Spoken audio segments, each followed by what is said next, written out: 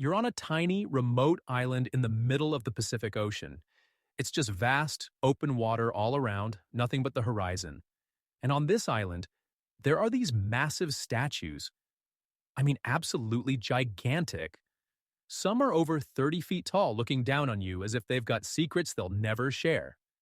That is Easter Island, Rapa Nui, and those statues? The Moai.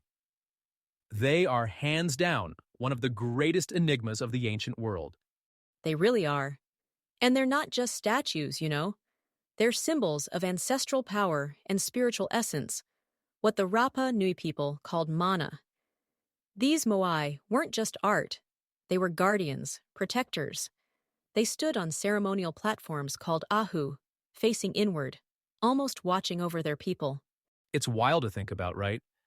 These things were carved some 500 to 900 years ago. Carved from volcanic rock, get this, from one specific quarry called Rano Raraku. And some of them weren't small projects. The biggest ones could weigh like 80, maybe 82 tons. Tons. This is raw human ingenuity we're talking about here. Absolutely. And what's even more fascinating is how they actually moved those statues. I mean, there are these theories ranging from wooden sledges and ropes to, this one I find particularly fascinating, actually walking the statues by rocking them side to side. Walking the statues. I love that theory. Makes them even more alive in a way, don't you think?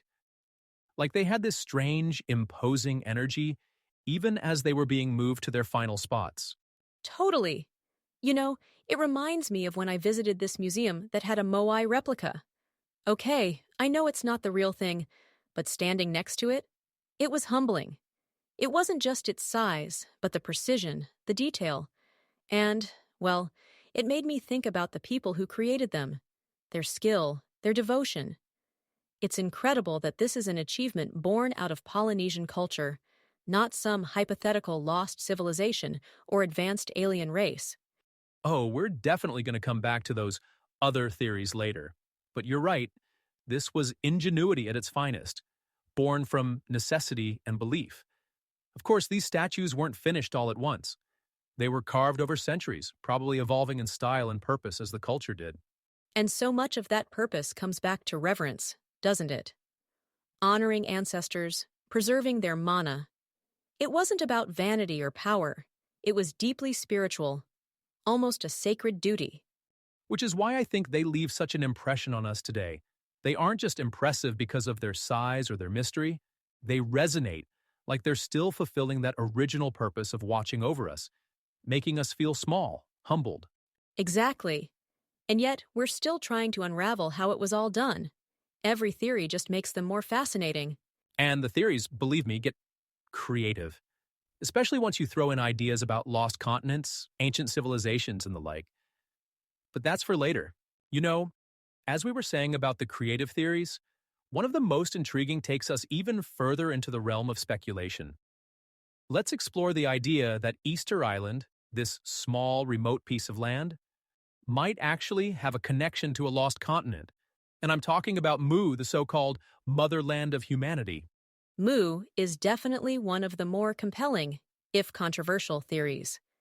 The entire concept of it comes from James Churchward, who described it as this advanced civilization with profound knowledge and incredible artistry. It's imaginative, I'll give it that. Imaginative doesn't even begin to cover it. Churchward claimed Mu was this sprawling paradise in the Pacific, way ahead of its time, a cultural nexus that influenced civilizations far and wide. And for some people, that includes Rapa Nui. They argue that the Moai, with their massive scale and intricate features, are evidence of techniques brought over by survivors from a sunken Mu. But here's the thing, though. None of that's been substantiated.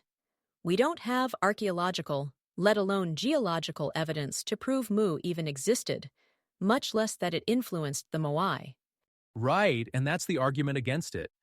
But you've got to admit, the parallels between these massive statues and other megalithic sites around the world are intriguing. Look at the heads of the Olmecs in Mesoamerica or the pyramids in Egypt. People love to find connections as if there's a shared ancient origin. Totally. And it's tempting to look at those similarities and think, There must be something here. But, let's be real, creating megaliths is a solution that seems to crop up in a lot of ancient cultures.